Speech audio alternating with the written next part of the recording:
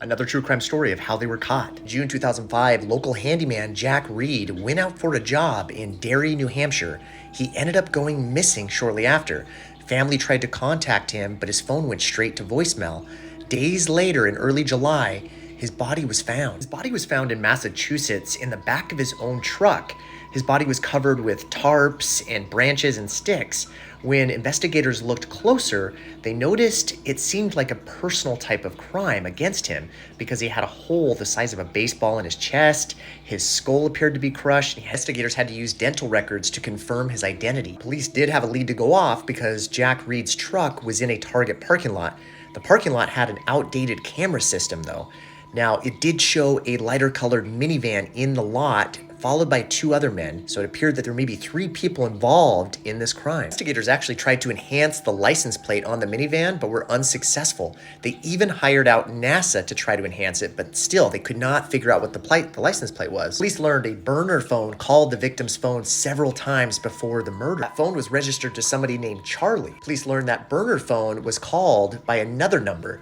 They recognized that number to be from a man named John Brooks. John Brooks was a wealthy millionaire who actually knew Jack Reid. They also learned that he had a minivan. Police start digging more into Brooks. If you like this type of video, please consider following. Police learned the last place the victim went for work was at a barn, and the barn was owned by a man named Charlie. Oddly though, this person, Charlie, was never involved in this crime. You'll see why. At the crime scene, police noticed there was new flooring. They then sprayed luminol to illuminate blood, and they found a lot of it. Now, some of it had seeped through the floorboards, but they were still able to get some DNA samples, even though it appeared that the blood may have been diluted by bleach.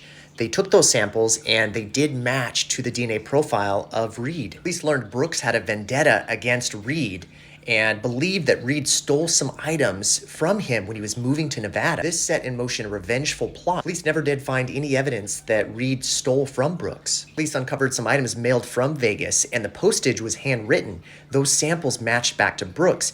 Inside that package was a kill kit with tasers and handcuffs and other items. Brooks hired his own son, who then recruited two other people to help with this plot. They ended up beating him to death with a sledgehammer. Brooks was going to pay the men $10,000. Brooks had called his burner phone to make sure his voicemail was working. Along with all the forensic evidence, he was arrested and convicted, and that was how he was caught.